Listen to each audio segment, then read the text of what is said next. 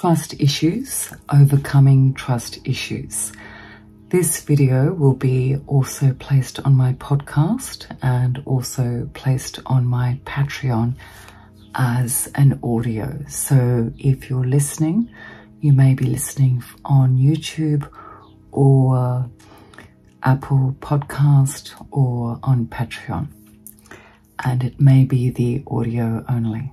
Welcome, my name is Lauren. Today we're going to be exploring trust issues quietly, as I know a lot of you listen to this as you go to sleep, so my tone of voice hopefully will be conducive to that. If you haven't met me before, my name's Lauren Ostrowski-Fenton. I have an honours degree in arts anthropology from the Department of Anthropology and Sociology, Monash University, Clayton, Australia, and a master's in counselling from the Department of Education in Monash, Clayton, Australia. I do online counselling, and occasionally some issues come up, and I think it's worth unpacking together. So here we are. If you haven't done so already, either sit down or lie down comfortably. Perhaps you'd like to get yourself a cup of tea, and we will discuss trust issues, how to overcome trust issues, how to unpack trust issues. When you listen to me, keep front of mind any strong emotion which you may feel. Sometimes I may get comments from some of you or one of you saying something like, "You don't know what I'm going through." I don't know what you're going through. I don't know what you're going through. This is, this audio, this video is what is called supportive therapy. It's here as a type of massage, a type of support for you. But if you've got any concerns, any issues, it's best to go and see someone directly face to face. This audio video may support your process, but is not necessarily the answer. Also, if somebody's experienced trauma, significant trauma, a trauma-informed care process, trauma-informed therapeutical framework is generally required. So this content is about supporting you. Take from it what suits you, cherry pick what suits you, because you have value, you have worth, you're important. That said, let's move on to trust. Trust is interesting because there's several aspects which are relevant there.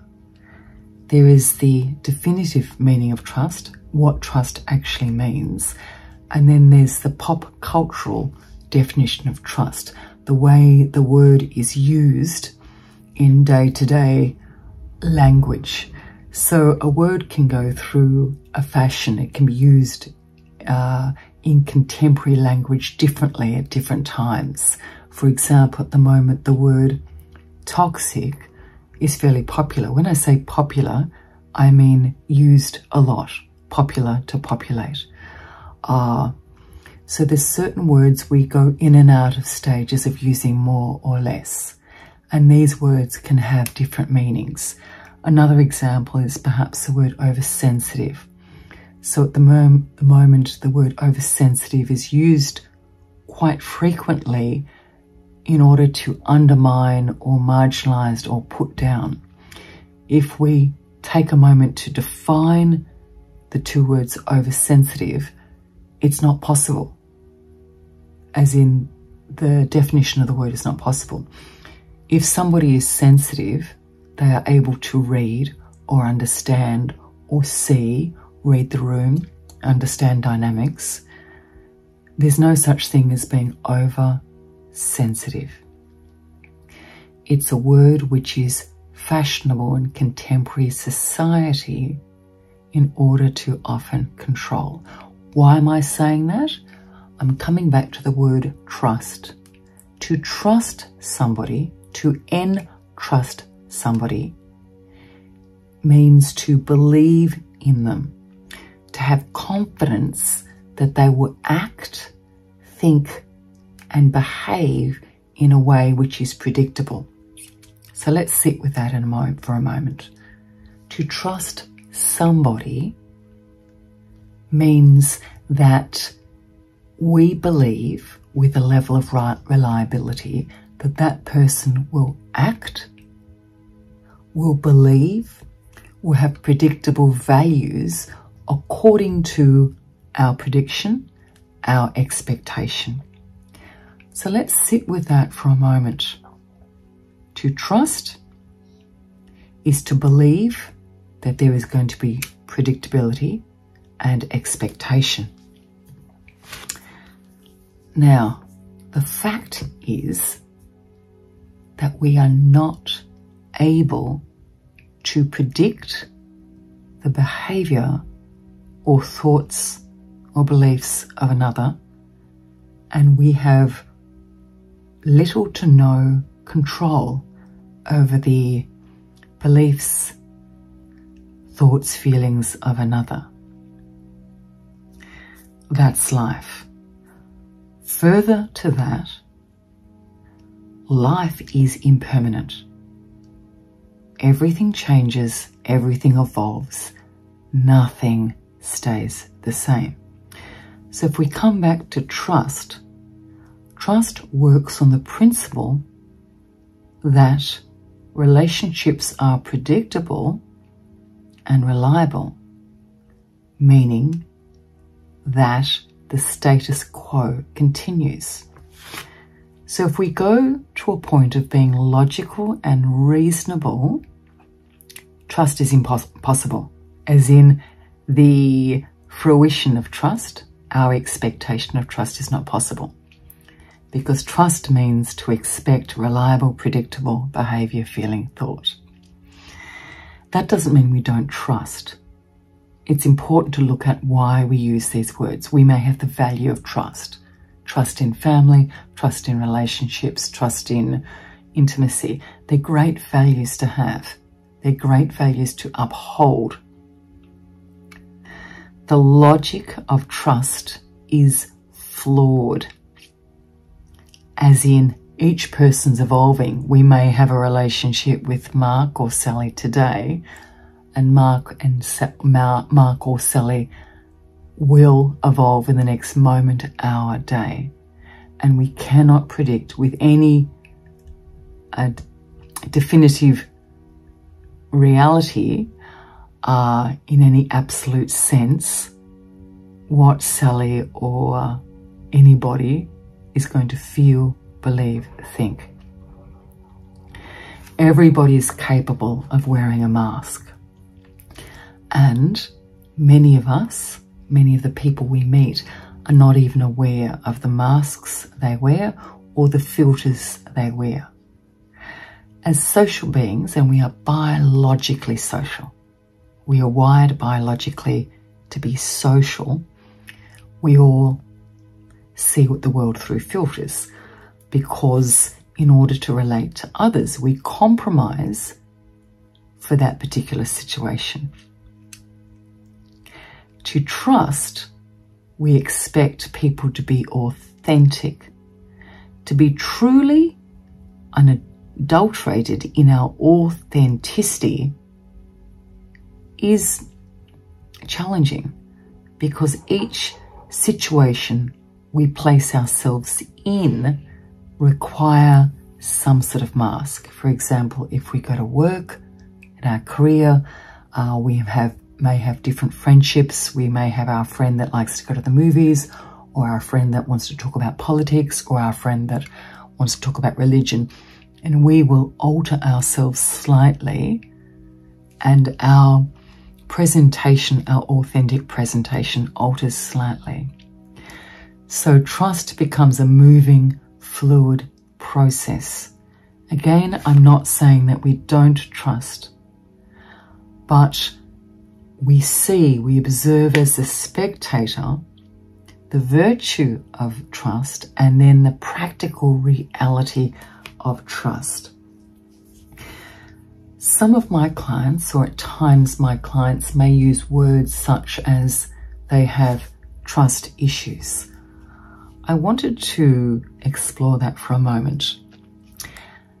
When we say, I have trust issues, or sometimes a couple will say we have trust issues, we are taking a value, we're taking an expectation, and we are organically creating a thing which we own. I have trust issues. I own trust issues. These trust issues are mine. Does that make sense? So we say, I have trust issues. That means that person owns the trust issues. If we own something like trust issues, we allow the words, the language, and the concept to own us. We become the words and the concept. So by owning the trust issues, the trust issue concept almost organically becomes a thing in itself, and we disempower our ability to work through the issue and unpack the issue. So rather than saying, I have trust issues, call it out as it is. Describe the fact or the facts in play. They may be, in the last couple of years, I had an intimate relationship with John, Jack, Peter, whoever, Mary. And during this time, Mary said to me that she was going to be faithful to me. Jack said he was going to be faithful to me. And this ended up happening. I perceived this as betrayal, and I chose to feel hurt and sadness and grief about this. And over time, I processed this. I'm still in the process of processing this grief. This grief occurred as a feeling in response to these occasions. What I'm doing here is calling out the behavior, describing the behavior.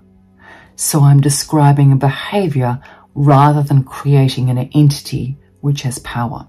So instead of saying, I have trust issues, I say, Mark betrayed me, Peter betrayed me, Muriel betrayed me, and I felt hurt. Therefore, I still have power, and I'm the one doing the feeling, which I can objectify and be the spectator of. I can observe. I'm the one having the belief. I'm the one feeling grief, feeling hurt. So I can separate myself from the feelings. I can become the observer and objectify and heal, which is a process. If I say my trauma, my trust issues, my grief, then it becomes entangled.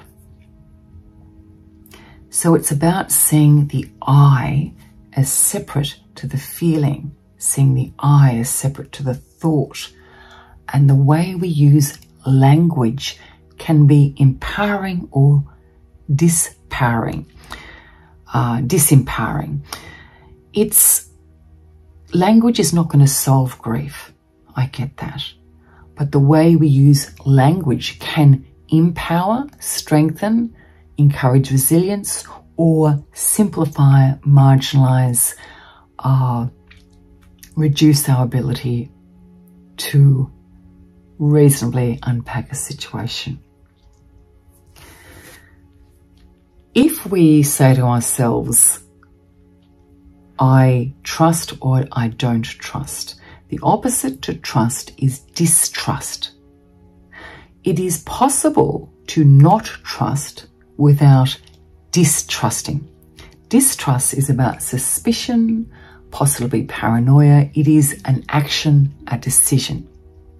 We can question trusting without distrusting. We can be logical, we can unpack, we can be reasonable about questioning trust without moving across to distrust.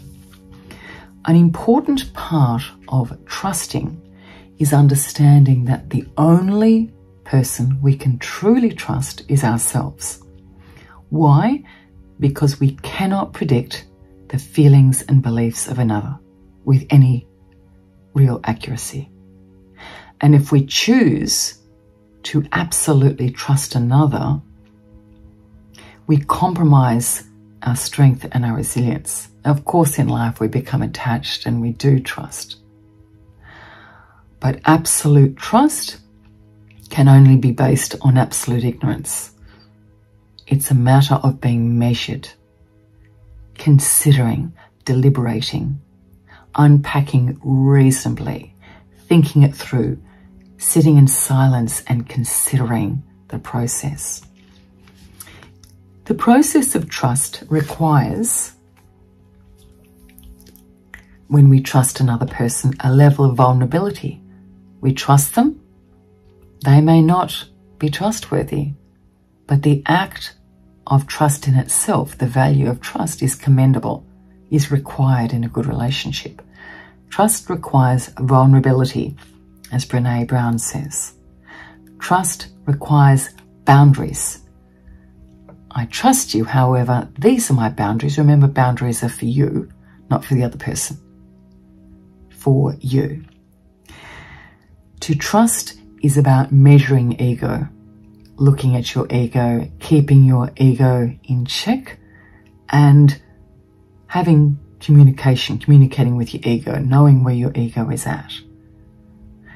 Ego is our need to be acceptable, to be liked in the group, to belong to the group. So we need to watch that, because our need to belong to the group can affect our behaviour and our authentic self. To be aware of your conscious self in order to trust. So to trust another requires being able to be vulnerable. That's a skill, it takes practice. Setting and keeping boundaries, which are for ourselves, about us setting boundaries for ourselves, rather than expecting somebody to behave in a certain way.